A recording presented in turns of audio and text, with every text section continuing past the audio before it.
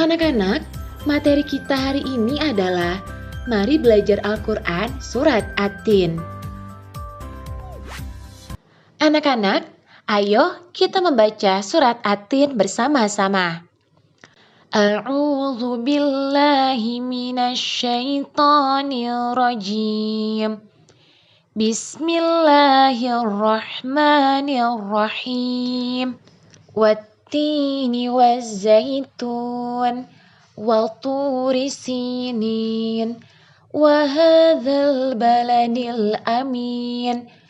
Laqad khalaqnal insana fi ahsani taqwim. Thumma radadnahu asfala safilin. Illal ladzina amanu wa 'amilus solihati falahum ajrun ghairu mamnun. Fama yukadzibuka ba'du biddin.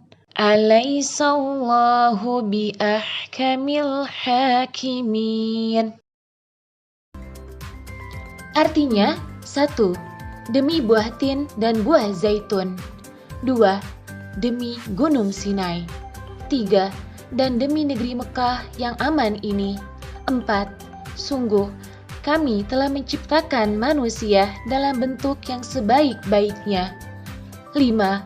Kemudian, kami kembalikan dia ke tempat yang serendah-rendahnya.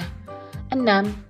Kecuali orang-orang yang beriman dan mengerjakan kebajikan, maka mereka akan mendapat pahala yang tidak ada putus-putusnya. 7. Maka apa yang menyebabkan mereka mendustakanmu tentang hari pembalasan setelah adanya keterangan-keterangan itu? 8. Bukankah Allah hakim yang paling adil? Isi kandungan Surat At-Tin. Tahukah kamu, Surat At-Tin merupakan surat ke-95 dalam Al-Quran. Terdiri dari 8 ayat, diturunkan di kota Mekah sebelum Nabi Muhammad SAW hijrah ke Madinah. Oleh sebab itu, Surat At-Tin tergolong surat Makkiyah. Nama surat ini diambil dari kata Atin yang terdapat pada ayat pertama yang artinya buah tin. Pada ayat 1, 2, dan 3, Allah Subhanahu wa Ta'ala bersumpah dengan menggunakan 4 hal. Yang pertama, buah tin. Kedua, buah zaitun. Ketiga, bukit Sinai. Dan yang keempat, Al-Balad Al-Amin. 1. Dengan buah tin. Buah tin tumbuh di tempat atau bukit yang terletak di kota Damaskus, Suriah. Buah tin adalah buah yang enak dan lembut, serta memiliki banyak manfaat untuk kesehatan. 2. Dengan buah zaitun. Buah zaitun tumbuh di sebuah tempat atau gunung di Yerusalem, Al-Quds. Zaitun adalah buah yang memiliki keistimewaan karena kandungan minyaknya yang berlimpah, sehingga dapat digunakan di daerah yang kurang memiliki minyak. 3. Dengan bukit Sinai. Bukit Sinai atau Tursina adalah sebuah gunung yang berlokasi di Sinai, Mesir. Tempat ini adalah tempat Nabi Musa alaihissalam menerima wahyu kitab Taurat secara langsung dari Allah Subhanahu wa Ta'ala. 4. Dengan Al-Balad Al-Amin. Yang dimaksud dengan kota yang aman adalah kota Mekah. Di kota ini lahir Nabi akhir zaman, penutup dari semua nabi, yaitu Nabi Muhammad SAW. Allah Subhanahu wa Ta'ala bersumpah dengan 4 nama tersebut karena 4 nama tersebut tidak asing bagi seluruh umat manusia tentang pengaruh dan peranannya dalam melepaskan manusia dari alam kegelapan kepada cahaya yang terang benderang. Ayat keempat, Allah Subhanahu wa Ta'ala menjadikan manusia sebagai makhluk ciptaannya yang paling baik. Manusia memiliki akal, jasmani, rohani, dan nafsu. Manusia memiliki rupa yang paling bagus, badan yang paling sempurna, tegak posturnya, dan bisa berbicara, sehingga mudah untuk melakukan kegiatan. Sedangkan hewan hanya memiliki jasmani dan nafsu saja.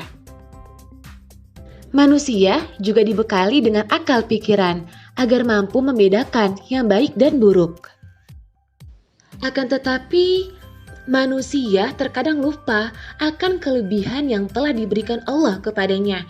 Manusia banyak yang lalai, sehingga mereka tidak menggunakan akal pikirannya sesuai yang telah ditentukan oleh Allah.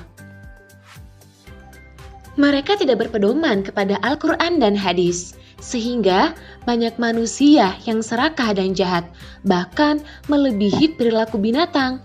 Sesuai dengan ayat kelima, maka Allah menempatkan mereka ke tempat yang serendah-rendahnya dan turun derajatnya menjadi hina. Ayat ke-6, Allah Subhanahu wa Ta'ala menegaskan bahwa Allah hanya akan memuliakan orang-orang yang beriman dan beramal soleh. Orang-orang beriman akan selalu beramal soleh karena mereka tahu bahwa Allah Subhanahu wa Ta'ala akan memberikan balasan pahala yang tidak ada putus-putusnya.